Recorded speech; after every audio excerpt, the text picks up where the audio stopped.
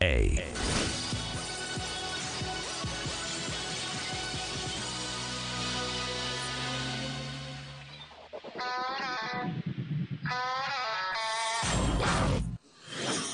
Hello and welcome to Building Solid Foundations. Today we're going to talk about your personal health and wellness. And we're going to discuss exercise, we're going to discuss nutrition, and kind of get past a lot of the fads and the stuff you've seen on social media and get to the real truth of what's behind what works for normal people. I've got two expert contributors with me today. This is Kathleen Day. Kathleen Day is a fitness and wellness expert. Welcome, Kathleen. Thank you. And I have Lisa Marie Rowell. She is a functional nutritionist. Thank you. Thank you. So I actually know both these ladies personally because they have both helped me in this journey. Now, I know you're sitting at home and you're saying, well, Steve, honestly, you don't look like you're ready for the fashion model world. Let me tell you, there's been a journey on this deal. And I'm going to start this off by showing you both something you don't know. When I first met both of you, I was wearing my belt at this notch. Oh, my goodness. This is the same belt. And I slowly worked my way through to the point I had to punch a new hole in the belt. That's so exciting. That's so exciting. So sometimes if someone doesn't look all that healthy, you don't know where they've been. You don't know where their journey has been. Right. And so I just want to show you both that is my journey with both of you ladies. Okay, so how did this journey begin? Well, I originally met Kathleen at a gym, and I will honestly say that every time a gym offers me that free trainer, I am not interested at all. However, in this case, they pestered me, so I set up an appointment. They said, who do you want? And I said, I don't know any of them. I don't care. Put me with somebody. And fate steps in. I get Kathleen, and here's what sold me. The first time that we met, she didn't try to throw me on a bench and pump me up like every other trainer ever did and try to turn me into Arnold Schwarzenegger. She looked at me and said, you need posture. You're not standing up straight. Your back's too tight, and you're not breathing well enough. Why did you hire me after that? But that's the key, because that's what I needed to hear. So you actually diagnosed something physically needed to be improved. Lisa Marie, she works at San Diego Integrated Medicine? San Diego Center for Integrated Medicine. That's right. I know it's a long name, and I can't It's a very long name. The acronym is long in itself, yeah. So I went and met with a doctor there. He did some blood tests on me, and he says, you need to go talk to the nutritionist over there. Right. So you got some issues here. So I went over to talk to you. You ruined the San Diego County Fair for me by putting me on a clean out right at fair time. Yeah. Yes, I was on a detox. My birthday happened during that time. Graduation at my school happened that time. I'm not about fun. Just about fun. However, having said that, that was a big step in the right direction too, and it changed the way I eat completely. So I want to get into this, and that is, what are the indications that someone's health needs to improve? I'll start with you, Lisa. That's a very loaded question. As you know, I have a very long questionnaire. It's like 226. I remember, and I remember thinking I never got a syllabus for this class. I didn't study. But I can wrap it up with three. I mean, there are a lot of different indicators, really symptoms. Any kind of symptoms that you're having that aren't really normal, those are indicators. Signs and symptoms are like friends because they're nudging us and letting us know something is going on. They don't act like friends. They don't act like friends, no. But they're telling us the truth like a good friend would, right? The three questions I ask in every visit. How's your energy levels? Are you waking refreshed, right? So energy is a big indicator in itself. Are you sleeping well? Are you falling asleep easy? Are you waking? Are you going back to sleep once you wake? And then people don't like to talk about this, but everybody poops, bowel movements, right? So that is a huge indicator in itself. So I can tell, we can tell that there's a great deal going on just based on how people answer those questions. Okay, now I sleep well, but it usually tends to be in meetings at work. Does that count? Then you're not sleeping well. Okay. Or maybe there's boring meetings. All right. Kathleen, for you, what do you see as the indicators? You know, it's interesting that you brought up sleep because I always ask people, how's your sleep? That's one of the first questions that I ask because that's going to directly affect how, whatever weight loss or fitness goal that you might have, that's going to affect how easily you achieve it. So if your sleep is off, that's the first and major indicator that something's awry. The second that I would say is probably in your day-to-day functions, when you're doing chores, when you're going up and down the stairs, do you get winded easily? How easily do you move about life? Are you getting in and out of the car and it seems like a task? Things like that, where it's like the small little things that you don't quite pay attention to, do you breeze through them easily, or is it like a serious energy drain for you? And I would say that the last one is, and this sounds a little bit strange, but what's your mental health like? Are you feeling particularly anxious, and has this been going on for a little while? And sometimes it does boil down to, it really does boil down to your exercise habits and your nutrition habits. I can go into more depth with that, but that's probably a topic for another time. But those three main things, I'm like, okay, something needs to change on probably the physical level and the foundational level first before we can move on to the next. Okay. And the other thing, now my first thought when I was going through this, I'm thinking, okay, I'm just getting old. Everybody gets old, and when you get old, things start to hurt, and you don't have energy like you used to, and you're not as quick in the thought process as you are. Is that just inevitable? Because there's nothing we can do about, is age just make it happen? I think it's to a certain degree, Steve. I really do. I tend to believe 50 is the new 30. Okay. I really do. It just depends on your nutritional status. Are you moving regularly? What's your mental health like? I mean, studies have already proven that when you're social, you live longer, you live healthier, you live happier. So there are a lot of variables with that. But yes, inevitably, I guess we're aging, so we are degenerating to a certain point. But we don't. I think we could live a lot longer and a lot healthier. I feel like what we're doing now with living longer is that we're just dying longer instead of living. Does that make sense? Right? That's the other thing. As you get older, all of a sudden you have 80 prescriptions in your cabinet. Right? Yeah. Well, that happens. I mean, if you start off with one med, then those side effects, that has side effects. Now you're on another for those side effects, and then so on and so forth. Okay. Kathleen, is aging a problem? I don't think aging has to be a problem. I think foundationally, it's if you set yourself up early on in life for good habits, you're definitely going to delay the onset of any degeneration. So, but that said, I mean, ultimately gravity runs its course on us. Our joints will over time tend to wear. But again, there are things that you can do to kind of counterbalance that. So proper weightlifting, not in excess, but enough so that you keep your muscles activated. You know, taking care of your joints, making sure that you're doing myofascial work, eating right too. That's a huge one. I think that foundationally in this country we haven't been taught good eating habits, and that's honestly really launching our country into early onset aging and a variety of factors. So if you start out with good habits, then you're not going to feel as quote unquote worn down as maybe your peers would say. Okay. So what you're saying is that I don't have to, when I turn 65 years old, I don't have to have a bunch of medicine, use a cane, No, you don't. sit in my Barca lounger complaining about aches and Like pains. Kathleen says, a big part of it is diet and nutrition. Okay. So, right, the way you eat, the way you move, and the way you think. Okay, now, I'm thinking this through, and I'm thinking, okay, what if I have my exercise I do, so I can eat anything I want? Or I eat healthy, so I don't really need to exercise. Can I just do one or the other and get away with that? You cannot. No. Then why not? Well, first of all, you can't use just exercise as a weight loss mechanism, which often people try to do. Right? You can't like work off a bad diet. So you're saying you can't outrun a cheeseburger? No. Okay. Right? From what I understand, you would literally have to run a marathon to lose 1 pound. Right? Oh, okay. So. Okay. Yeah. So, and we run on nutrients, period, end of sentence. So if we don't have like the vitamins, the minerals, and all the nutrients that we need, then we're not going to function optimally. Okay. But if I just eat really healthy, because you even mentioned that food's a big part of this, so I don't have to exercise then, right? It also depends on what your concept of healthy is. Like, are all of your macronutrients balanced? So your carbs, your proteins, and your fats. And how are you using them, kind of thing. Okay. In addition to that, like you do need a healthy amount of movement in your day, because if you're commonly at a desk, you're going to be forced into postures that really just aren't healthy, are collapsing in your lungs, are turning off your glutes, which are a huge stabilizer muscle, which causes low back pain. If you're not maintaining your body at the ground levels of movement, you're not really doing much for yourself. Okay, so it's like parking a car in the garage and not running it for 3 years. It's probably not going to run when you get back into it. Exactly. Because the moving parts need to move. Right. Okay. And the other important thing about movement that I want to bring up is our lymphatic system, right? We have the circulatory system that our heart pumps involuntarily. Right. But we don't have a way to pump our lymphatic system. That's the clear fluid that's part of our immune system. Right. If you it's the natural antibiotics. Right, you hear like the lymph nodes or like little filters. So the only way to pump our lymphatic system is by movement. Okay. So we need it for immunity, right? Without immunity, what do we have? So sedentary people right? are sick people. Sick people, exactly. Stagnation. Okay. All right. When we're going to have to take a short break. When we come back, I want to talk a little more specific about nutrition and exercise. We're talking about personal health and wellness today with our experts, Kathleen Day and Lisa Marie Rowell. We're going to take a short break. Don't go anywhere. We have a lot more to cover. We'll be right back.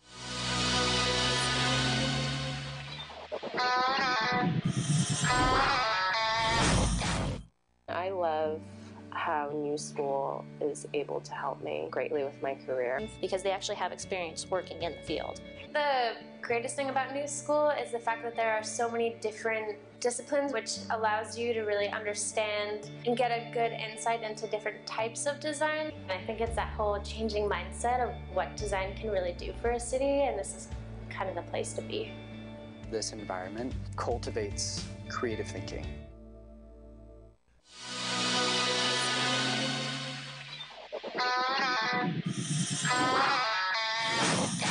Welcome back to Building Solid Foundations. I'm your host, Steve Matley, president of Coast to Coast Equities, and today we're talking about personal health and wellness. And we talked a little bit about exercise and nutrition. I want to get a little more specific. I'm going to start with you, Lisa Marie. Keto diets, paleo diets, zone diets, the Fit for Life diet, the cabbage diet, the Palm Beach diet. And they're all kind of similar to each other. Diet. What's the right diet? There is no one-size-fits-all diet. That's the answer. This is the thing. That's not what the book said. We're all biologically individual, right? Okay. We all hail from different ancestral backgrounds. Okay. We're all predisposed to different genetics. Our mothers, when we were in utero, had different diets. We were fed different diets as children. So we're all different. We all have different deficiencies and imbalances. So everybody doesn't have to be a vegan. And everybody doesn't have to go keto. Well, first of all, keto, I know, so I'm not putting down keto. Actually, I think keto is fantastic. It's a good therapeutic diet that works for reversing dementia and cancer and all sorts of things, and by diabetes included, but it's not for everybody. Okay. Like eating 70 to 75% of your calories in fat can be a problem, and I know this because I see people are doing keto out of magazine articles all day long, and they're coming in, and because I do specialize in digestion, I'm finding that their gallbladders are stressed out because we're not Eskimos, right? No. It takes at least most of us. It takes us hundreds of years to evolve. Right. So we haven't really adapted. Not everybody has adapted. Some people adapt fine to it, but not everybody. So there is not a one-size-fits-all diet. But so the Eskimos is more of a keto kind of a diet, is it really? Well, Eskimos eat whale blubber. Talking keto diet to Eskimos, they say we're really into it. That's a joke. I know. Slow back of the dad joke. But try the chicken. So you were saying, go ahead. Sorry about that. Yeah. So there is not a one-size, but the common denominator. Vegetables. Got to eat your veggies. Okay. That's the common denominator. Really, those should just be, for any diet you pick, those should be the star. Okay, and actually I like vegetables. I enjoy eating vegetables, but I've learned if there's pizza in the fridge and chocolate cake, the veggies is going to rot. That's what I've learned. That's really sad. I got to keep that out of there, right? Yeah. Okay. Yeah, you got to keep it out. Okay, so now on the exercise side of this, I see a lot of people go to the gym. They do their own thing because they learned how to work out when they were in sports in high school or whatever, and they go to the gym twice a week and do their own little deal, their circuit. Is that good enough? Is that adequate? I mean, I could go on forever about this, and truth be told, it's really not. I mean, there are some people out there who I've seen at the gym who definitely do know what they're doing, but there's also a lot of, I see exercise enthusiasts, we'll call them, who are not doing things the way they should be to activate the certain muscles they should be trying to activate, if that makes sense. And that's not something that you really inherently know how to do.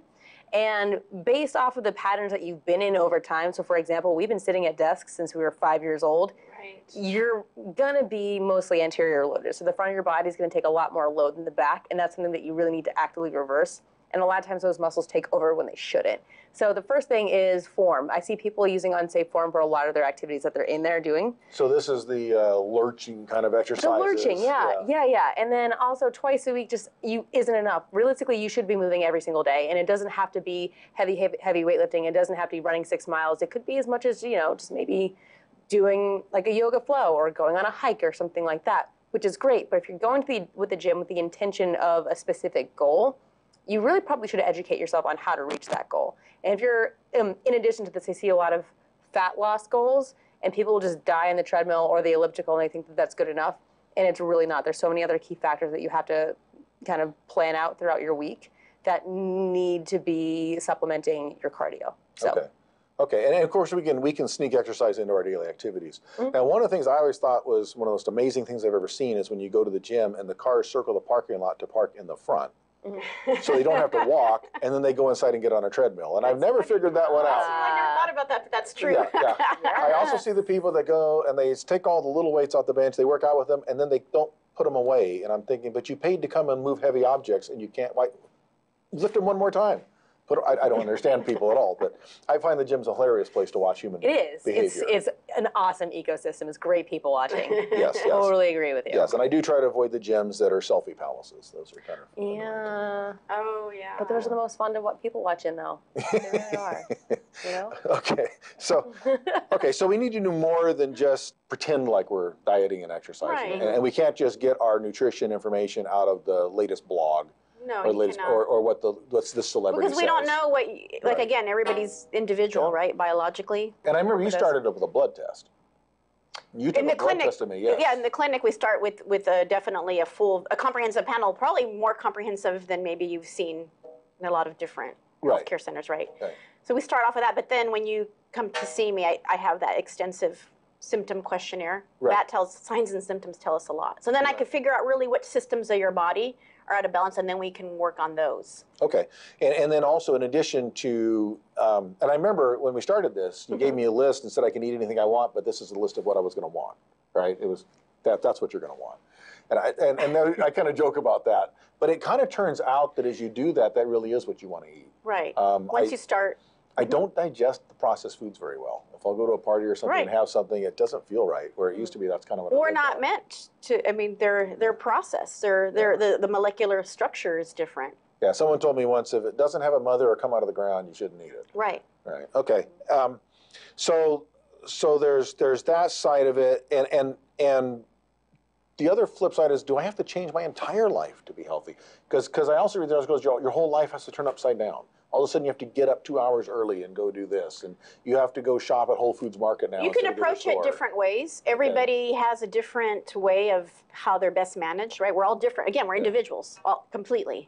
So some people are good at delving in 110% and doing that, but you don't have to do that. You could start out with baby steps, with just modification, just changing your life 3%, 3 degrees, you know, can make a difference. Just depends on, you know, how far do you want to go? I mean, you can take it all the way. You can be as optimal as possible. Okay. And you can take your time to get there.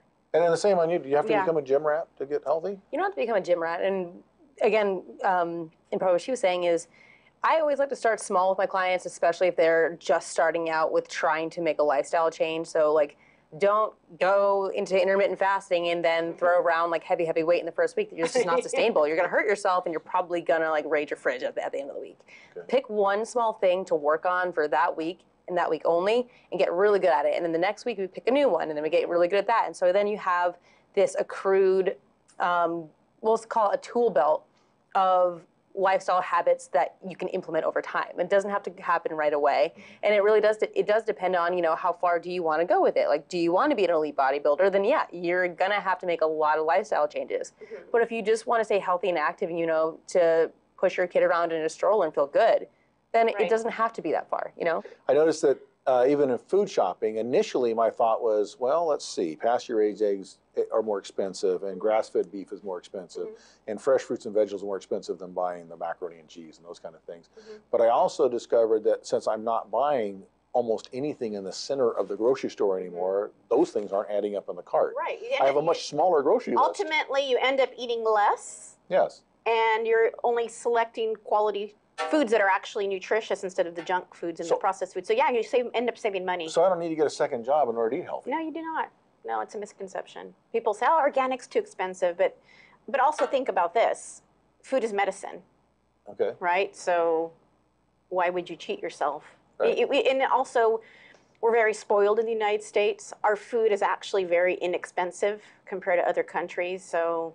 Okay. Yeah. In addition to the food, though, you gave me a list of supplements to take, too, telling me the food doesn't have that in it, or at least not enough of it anymore. That's the problem is soil depletion. So it's been well recorded for over 40 years that we're losing our topsoil and the minerals, right? So where do nutrients originate from? They originate in the soil.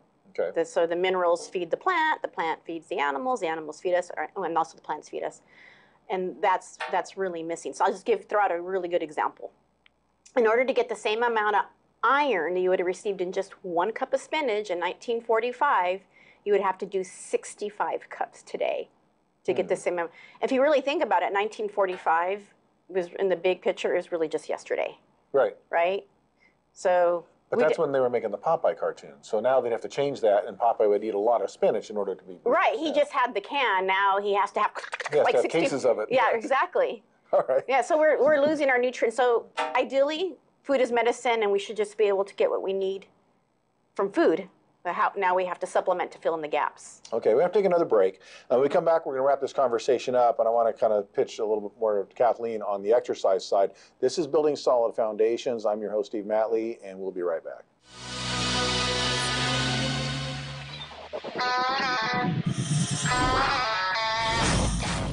I love how New School is able to help me greatly with my career. Because they actually have experience working in the field. The greatest thing about New School is the fact that there are so many different disciplines, which allows you to really understand and get a good insight into different types of design. And I think it's that whole changing mindset of what design can really do for a city, and this is kind of the place to be. This environment cultivates creative thinking.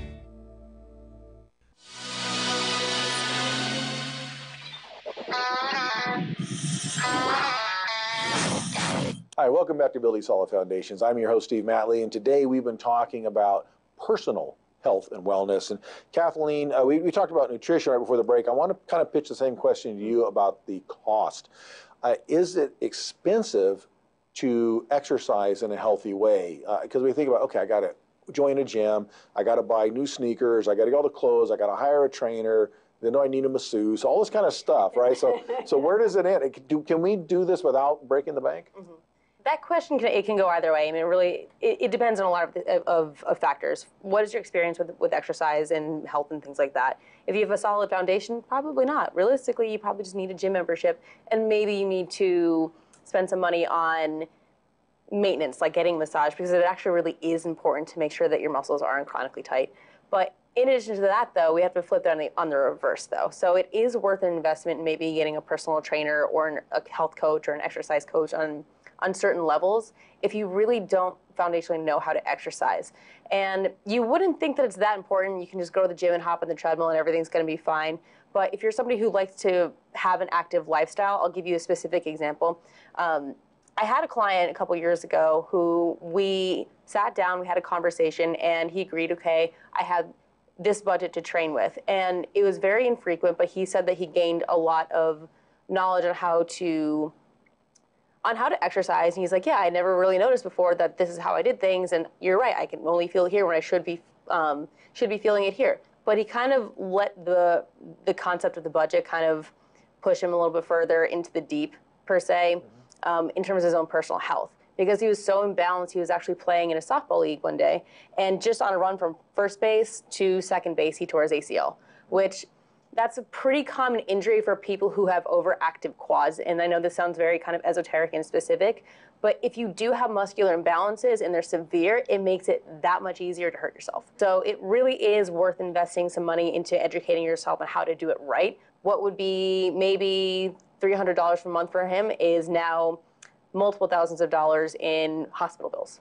Yeah, I would agree with that, because I know guys my age that go off and they do pick up softball, they pull a groin, or they take up running without knowing what they're doing. Next thing you know, they got plantar fasciitis or something like that going on. There's a lot of that, because if we've been inactive as we get older, we have to build that back up again. We can't just run out and pick up where we left off when we were 25 years old. Yeah. So going back to what we were talking about earlier, where again, you're in these movement patterns for so long, it's not that you're aging, it's just that you're literally stuck in these patterns and you need to reverse them, because then the small things build over time. And this is a different concept to kind of look at exercise through, but your movement is somewhat dictated by how much stress you already have on your body. So your prefrontal cortex is kind of like this stress bucket, where the more that you add to your amounts of stress and you think of it as this bucket, it's going to overflow. And a lot of times you can alleviate that stress bucket by getting into movement patterns that are right for your body. So if you do that, guess what's going to happen? Your health is going to improve. Your digestion is going to improve. Your vision is going to improve. Small things like that you wouldn't even expect can improve just by working out and working out the right way. Okay. So now I'm going to ask the question, if I'm sitting at home, I'm watching all this stuff, I think that's all great, but where do I start? What do I do first? I would actually hire a nutritionist. Hire a nutritionist. Okay, now there's a lot of people out there that call themselves nutritionists. It's true. And they're going to try to sell you on the latest fad. So how do we know the right one to pick? I would go probably through like an integrative, like healthcare center. Okay. Right, that way you know that they're legit.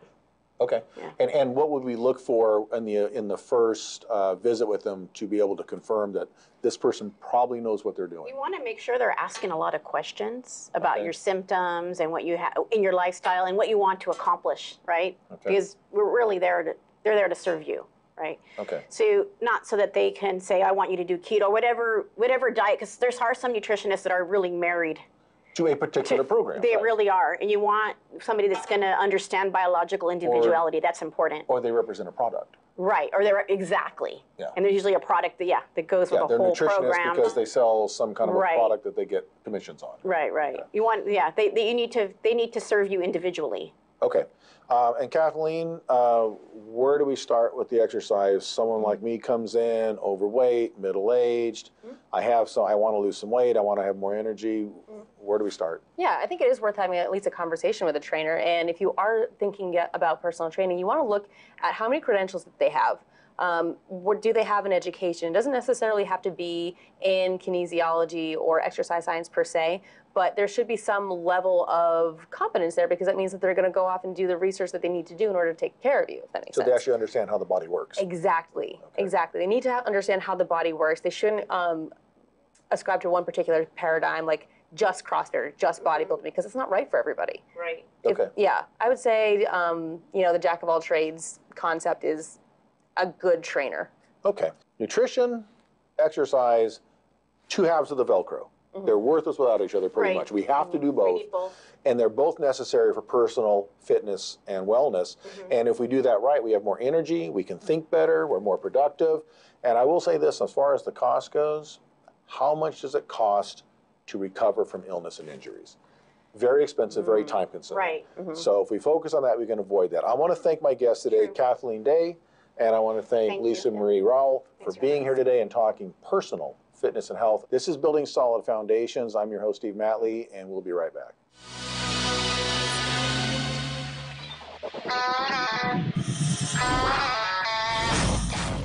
I love how New School is able to help me greatly with my career. Because they actually have experience working in the field.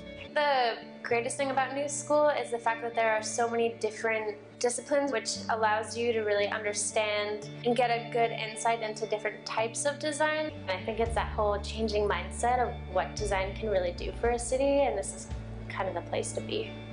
This environment cultivates creative thinking.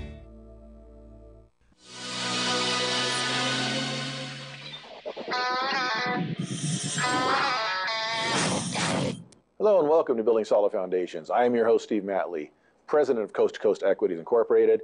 And today we're going to talk about a topic that's close to my heart because I believe our education system is doing a very poor job at this one. And that is teaching people personal financial literacy, how to take care of their own money.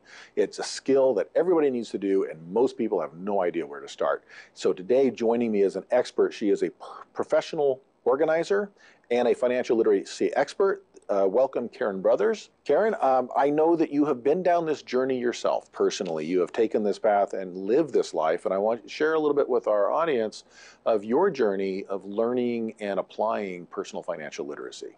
Absolutely. So like every American, I bought into the credit card industry. Freshman in college, got my first credit card, right? And a loyal member for so many years, and you take pride in that. That's right. But you don't realize how much it's affecting your life, and you're depending on this credit. That's not really helping you, it's kind of holding you back. So for years, I lived that kind of a lifestyle, and I got to a place where I had more debt than I wanted, and I definitely wanted to change things. And I'd heard about Dave Ramsey. I read one of his books, Total Money Makeover. A lot of really great information, although at that time I just had read the book and kind of flipped through the pages, and I wasn't really applying everything that he teaches. I could really see helping people with this information. And so a few years later, I had the opportunity to take his class, which is a 9-week class, and put those steps into action myself. and begin to see a change in my finances, and then also lead the class to help others, because I do have a heart for helping people get their finances in order so that they can relieve that stress. Okay. And so if you're teaching the class, you've seen people that are probably in very dire situations, that holes they've dug financially. How bad can this get for people? Oh, really bad. Some people, depending on what age they are and where they are in the process, like they could be close to retirement and realize that they just don't have enough, and that can really be stressful. And young people who are having children and they don't really see how the whole picture fits together for finances, and they just need some help seeing the big picture and getting the steps in place. Okay. And I know a lot of people, even if they don't look like it on the surface, they are always one paycheck away from basically losing whatever they have. And they have a large payment every month to a credit card that's just covering interest. It's not paying down the principal. Right. I don't know the exact statistic, but it's like 75–80% of people live paycheck to paycheck. All right, and that's scary. It is. You know, we had a downturn about 10–15 years ago, and we know that it comes around again every so often. Every couple of decades we get another downturn or recession. So it's not a matter of will it happen, it's a matter of when will it happen, and if people are not ready. And I personally believe the biggest problem in the last downturn that hurt so many people is they weren't prepared. And I remember I was in Temecula, and that was a fairly affluent community for the inland area. And I remember being in line at a grocery store and watching a lady buy her groceries and use 4 different cards to buy her groceries. And I then take the groceries and put it in the Mercedes, right? And I'm thinking, okay, so designer purse, but no money in the purse, right? Designer car, can't afford the car payment, using credit cards, multiple credit cards, all maxed out to buy the family groceries. So this is not going to end well. And I felt bad for her, and my thought was, I bet you nobody's ever taught her these type of principles. So part of the question here is, do we have to live a completely austere life? No, absolutely not. So the first thing you do is create a budget. Okay. You have to know how much money you have coming in, and then what are you spending it on. But if you like lobster, you can budget in a lobster meal. Like, it doesn't have to be all... Just not every day at the most expensive restaurant in town. Exactly, exactly. You just want to tell your money where to go, knowing how much you have to tell where to go, and then categorize everything. So for a period of time, maybe you need to be on a tight budget to get where you want to be, to get out of debt. But in general, no. Okay, so essentially, if you do this right, and you're an organizer by trade, yes, and so this is simply organizing your money, so you know where it is, what it's doing, and you don't run out of it. Exactly. Okay, and if you want to have lobster, your budget as you manage it will tell you how often you can have lobster. Right. Yes. Okay. And certain expenses are going to come up during the year. Christmas, same date every single year, right? Yet it surprises people, doesn't it? And it's not a surprise, right? Like, if you have kids, they're growing, they're going to need new clothes for school and that sort of thing like that. And they all have a birthday each year. They do. And there are things that we can plan for that oftentimes we don't. And then we feel like that's an emergency. So we need our credit card, but it could be handled differently. Right. And I know a lot of people, after Christmas season is over, they're paying that credit card off maybe till almost the next Christmas. Very likely, yes. Right. Yeah. And in the meantime, trying to figure out why they can't afford to go on a vacation. Right. Right. And feeling like all the things that they're purchasing at Christmas are absolutely needed. You know, their family needs all of these things because everybody else has them. Because everyone else has them, exactly. I lived in a house that was built in 1951 at one time. It was in East San Diego County. And I remember lamenting to my next door neighbor, who was an older guy. He was the second owner of his house, had bought it in 1958. And I said, why would they build a house with only 50 amps of power and one outlet in the kitchen? What are these people thinking? They said, you need to understand, when this house was built in 1951, we didn't have all this stuff to plug in. There was no cell phones, there was no computers. The kitchen appliances were limited to a toaster mostly. Wow. They hadn't even developed most of the electric blenders and mixers and those things. Those came out during the 50s. And by the end of the 50s, there was a lot of them. And he also said, we didn't need closets, because at Christmas time, each kid would get a gift. And it's usually a useful gift. And then other gifts were things like orange and a little bit of candy or Right. deck of cards or something like Something that. that fit in a stocking. That's right, in a stocking. And he said, there's no way, that's why houses have to be so huge now, because we need enormous storage space. We need 200 amps of power to power up all our electronics with the TVs and all the stuff that goes on. Yeah. I thought that was an interesting insight from someone that had lived through that. Now, savings. How important is having a savings account? Savings account is paramount because you will have emergencies. And Christmas is not an emergency. No, it's not an emergency. Okay. So having an emergency fund, first of all, kind of different from just general savings, but an emergency fund set aside specifically in case something that is going to happen at some point, you know it will happen, and that money is set aside. You don't dip into it for a new boat. You don't dip into it for a new purse. It's just set aside. Okay, and then you have this peace of mind. Like, it's always going to be there. You're going to be safe. When an emergency comes up, you don't have to have the stress of having to deal with the emergency and the money of it. And is it more important to have the emergency fund first or the savings account first?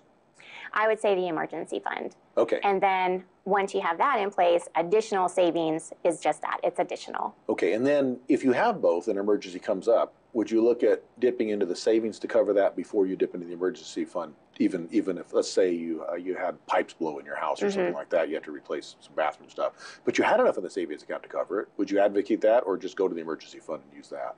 I think either way would be fine, because if you're dipping into the emergency fund to pay for an emergency, then you'll want to replenish that anyway. So I think it's pretty much the same.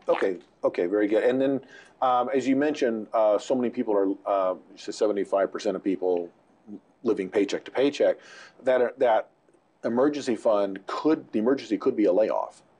Exactly.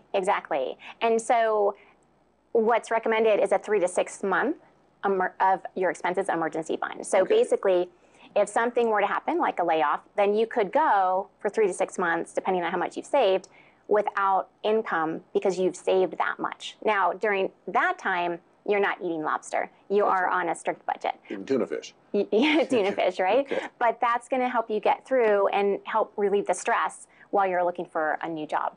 Okay, and that means depending where you live, that could be a different amount. So us living in California on the coast, that 3 to 6 month fund will be 3 to 4 times higher than someone living in the Midwest somewhere.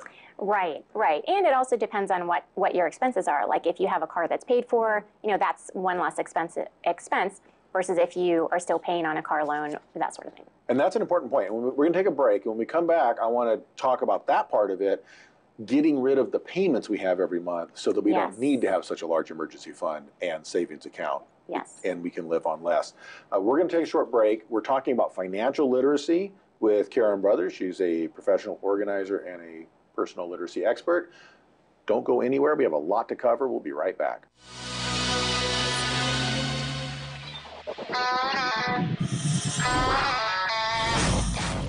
I love how New School is able to help me greatly with my career. Because they actually have experience working in the field. The greatest thing about New School is the fact that there are so many different disciplines, which allows you to really understand and get a good insight into different types of design. And I think it's that whole changing mindset of what design can really do for a city, and this is kind of the place to be. This environment cultivates creative thinking.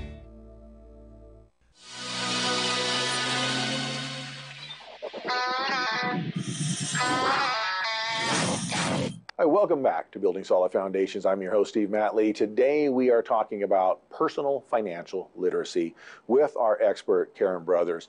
And we've been discussing the idea of not being a slave to your credit cards. We've talked about having an emergency fund and a savings account because we can't predict the future. We just know things will go wrong at some times. So we're going to get into now, right before the break, Karen mentioned the idea of how much you have in savings is going to depend upon how much you have to pay every month in your bills. And that brings us to the next point is, how do we get rid of a lot of those bills? So Karen, a lot of people, they have car payment, maybe multiple car payments. They have their rent or their mortgage. They have insurance to pay. They may have a lot of other bills like, say, cable. They have their Netflix and their Hulu accounts. They've got their Verizon bill for their cell phones, right?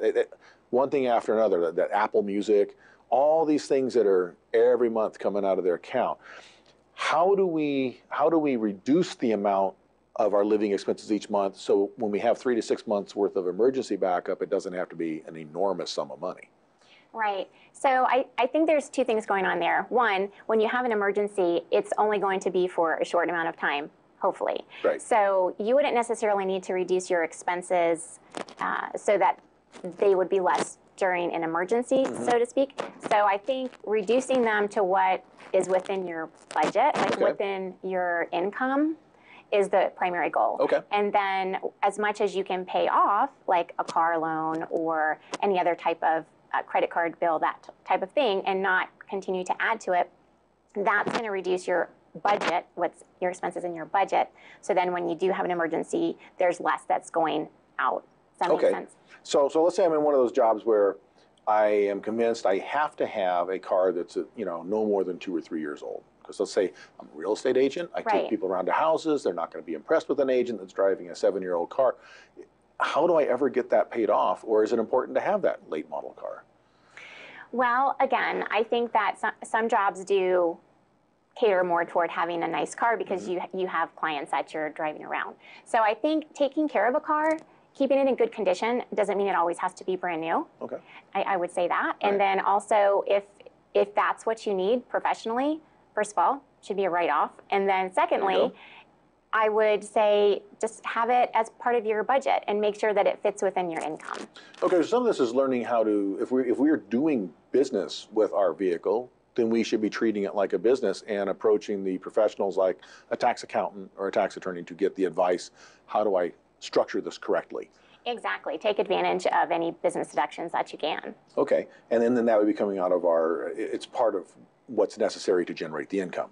Yes. All right, but now credit cards, we were told that you really can't live without them in our society now. If you don't have credit cards, how do you rent a car? How do you book an airplane flight? How do you check into a hotel? Is it necessary to have a credit card? It isn't actually necessary. Okay. You can have a debit card with a Visa, MasterCard logo on it, right? So you can do all those things online that you're doing with a credit card. And you even can, a lot of times people say, I can't rent a car, but there are ways around it having a credit card. Okay. And a lot of times people say, oh, I pay it off at the end of the month. But what people might not realize is that when you're using plastic, when you don't actually have cash money that you're giving to somebody, you tend to spend more. That's true. Because you're not feeling that money leaving your wallet. Right. But if you actually were paying cash for things, then you would probably think more about your purchases. And that's true. And if I go to shopping somewhere, Target, Walmart, someplace where I'm getting a lot of things, if I'm using cash and I brought my $100 bill with me, I'll be counting things up as I put them in the cart. Right. So they don't have the embarrassment of having $102 ring up at the register and go, I'm short. If I'm using the card, I'm not even worried about it. Right. And I'll slide that'll be $150 when I get to the register. But if you're using a debit card, that's still plastic, but you know that there's a finite amount of money on that card versus a credit card. Well, I mean, that's finite too, but it's usually a lot higher. Right. And I think it ties in together because you mentioned renting the car. Now, you can rent cars without the credit card if they use a debit, but they'll put a very large hold, which means there has to be money in there. But if we have that savings account tied to it to back it up, that's not a problem, right? Right. It solves that problem, and we're not paying the interest. And some credit cards you pay whether you charge anything on them or not. Right. You just pay every year just for the privilege of carrying it in your wallet. Exactly, yeah. So I'm not saying you couldn't have a credit card, but using your credit card wisely, there's a fine line. People think, oh, I'm doing fine with it, and then you get out of control. Okay. You don't notice that you're getting out of control. So, okay. But if I use the credit card, I earn points. And when I earn points, I get free vacations. Is that actually a legit deal? Does that work? It's a really good marketing scheme, right? Okay. So are you spending that much more when you go to Target on your card than you're getting back in points? Okay. So you have to look at what am I spending extra that I wouldn't be spending otherwise, and is that what I'm getting as a return? For instance, one card I saw a commercial for, you got 1% back, and the actor promoting the card was like super excited, and I'm going, it's 1%. Like that's and the interest on that card is about 20%. Exactly. So if I miss my payment this month, I don't cover everything, they're going to charge me 20% more than what I bought. So now I've just got 20% less than what I could have bought, but I got a 1% bonus on the back end. Yeah. Yeah, so first grade math would tell us that's not the best deal. Exactly. Okay, all right, and I think it's interesting for people because I've heard a lot of people justify that. They earn flyer miles, they earn bonus points. I got this vacation for free because I used this card, and they don't realize they spent $3,500 in interest in order to get that $2,500 vacation. Right. Nobody ever got rich off airline points. Okay, now where do we start? Because I know a lot of people, they say, it's all I can do to cover the bills I have. There's no way I could ever get out from underneath this. I can't pay an extra $10 on my credit card. I can't put any in savings account. Where do we start? Right, so to get some traction, you look around and see, is there anything I have of value that I can sell and get some extra cash flow into my budget? Okay. That will help. Also, sometimes people need to pick up a second job, just like a part-time job to, again, add some extra income so that they can feel some progress toward their goals. And once you get the snowball rolling, you'll have momentum and you'll begin to be more focused, I think, and then things you were spending money on aren't going to be as important as reaching your goal. Okay, so when I hear that, I'm thinking, okay, at home, I'm tracking with you so far. Karen. I like what you're saying. I'm learning this, but you just told me I have to actually change something in my life. I have to go get a second job. I have to sell some material goods. Now you went past teaching and I'm into meddling with my life now, right? Yes. Okay, so there's a commitment. You actually have to make a decision and commit to this if you want it to happen. And so when people say, I have no way of getting out of this, maybe what they're saying is, I am not willing to commit to what it takes to get out of this. Is that right? Possibly. But the very first thing that we haven't talked too much about is creating a budget. Okay, so have a plan. People don't even really know what they're spending their money on. So that's the first thing, because you can discover money you can discover you have money that you can put toward bills that you may not have realized because you just didn't know where it was going. So that first step can just reveal a lot for somebody. But yeah, once you see your budget and once you create a plan, you have to choose to work it. Okay, and the thing I've seen with budgets there are people that they don't count right. They believe budget's a four-letter word. Right. I've heard that. I've heard people believe that budget is a control and restricting mechanism, right? And there's people that believe they have a budget, but they're really not honestly tracking all this stuff. Right. They wrote down the stuff that they wrote, that there's rent and there's insurance, but they've neglected all the Starbucks and the smoothie shop and the accessory store and all that kind of stuff. Right. They forget all those little things, right? Yes, but they need to know that a budget is your friend. A budget is going to help you reach your goals. Okay. You work together with your budget. So you have to be brutally honest with yourself and actually track every penny you spend. Write it down, categorize it, and then understand what can I get rid of. And I think it's a lot like people that start diets and they have to write everything they eat every day, and they're actually shocked at what they actually did eat compared to what they thought they'd eaten. Right. And so just in the beginning, it's going to feel difficult because you are doing behavior change. That's right. And you're probably restricting yourself more. But once you see the goals that you're going after, and then once you achieve those goals, then your behavior is already changed, and you just have a different mindset about money and about what you need and what you want. You have a better understanding of the difference. Okay. So I think in the beginning, it can be hard, and having an accountability partner who is straight with you is really good for that.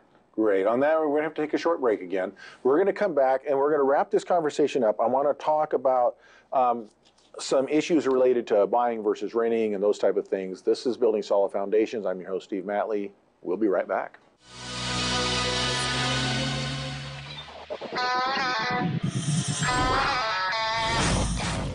I love how New School is able to help me greatly with my career. Because they actually have experience working in the field.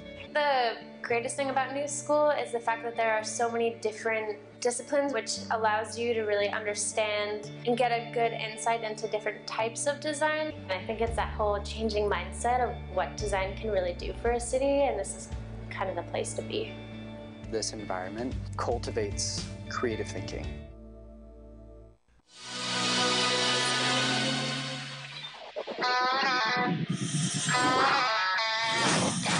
Hi, welcome back to Building Solid Foundations. I'm your host, Steve Matley. Today I am joined by Karen Brothers. She is a professional organizer and financial literacy expert, and we've been talking about getting your finances in order, just the basics of how to manage your own money so that you're managing it and it's not managing you.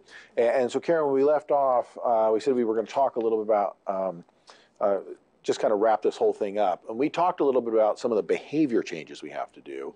And I want to get back to a little bit more technical stuff. And there's discussions in this field about, do you buy, do you rent your place to live? And do you have any thoughts on that? Yes. So when you're buying something, you're investing in a property, and renting, a lot of people think I'm throwing my money away. Okay. And in some cases that's true, but renting is not always bad. Like if you're moving to a new place and you're not exactly sure where you want to live, it's good to rent for a while until you find the best place to then invest your dollars. Become familiar with the market. Right. Become familiar with the market, right. And then some professions have you moving around every few years, right? So you don't want to buy a house and then not be able to sell it when you have to transfer. Okay. So renting in some cases, depending on your job, might also be just a better way to go. Okay. And I know there's military families that get deployed every 2 to 3 years. Right. Which can work for them if they buy and then get on an up cycle. But if they're in a down cycle, that can work against them. Right. Okay. And then I wanted to talk a little bit with you about when teaching with people, there's couples that come in. Yes. Now, they jointly own their resources. Yes. And sometimes you'll have one spouse who's gung-ho for this thing, and they're thinking, you know, we really need to get this on track. I'm committed to do this. The other spouse is being dragged along and saying, I don't want to do this whole thing. I think what you're trying to do is take all my fun away. I think you're trying to restrict me. I think it's a control thing. So how do we get people on the same page? Because obviously this can't work if two people aren't talking together on this. Absolutely. It does not work when two people are going in different directions. So hopefully your partner would want to get your finances in order, work together to do that. But you're right, sometimes they feel like you're restricting them and now they can't have fun anymore. Right. But I think, first of all, if they were to take a class together, there would be a third person presenting the information. Right. So then they're hearing it from an objective party. Okay, and that's where the book and the training sessions come in that you're part of. Right, exactly. You're going to be on this stricter budget for a while, but then once you get to your goals, then you can have as much freedom as you want. So I think it's just in the beginning, if you can help your partner understand that in the beginning, yes, it's going to be difficult, but there's so much reward once you get there. And if you go to the classes, usually the people that are teaching this have been through the process. Yes. And so now you've got their testimonies to help people to understand this is where you end up. So yes, it may be a little uncomfortable starting this process off, and a little uncomfortable getting through it, but at the end, you're in a much better place than you were before. You might actually sleep at night without worrying whether you're going to lose your house, or what happens if I get laid off, or those, right. What happens if the car blows up. Because finances are such a stress in a marriage, in a partnership. And if you can come together over finances and get on the same page for finances, it can do wonders for your marriage. Yeah, that money is the #1 issue that tends to be the wedge issue in most relationships. So I think it's very important that when we get information from experts who are third party, second, we understand the outcome, listening to people that have been through it, and third, we have people that we can turn to when we're stuck, when we're struggling, when we're thinking, okay, I know we agreed to do this, but this is just getting really difficult, and they can encourage us and help us, and maybe say, you know, maybe you were too aggressive in your goal, and maybe we'll back that off a little bit. We'll keep working towards it, but maybe we need to back that off a little bit and ease it up. We'll just take a little longer to get there. But if it's strangling you at this point, right? Right. Yeah. Okay. So if I want to get more information on this, what would I do? Where would I find this kind of information? Because it's not taught. I'd say it's really not taught in our culture very much. Right, it's not. So Dave Ramsey has a program, it's Financial Peace University. Okay. You can take that. It's a 9-week class. They're offered all the time in the community. You could just go to his website and search for a class in your area. KCAA Loma Linda, 1050 AM, 106.5 FM, and now 102.3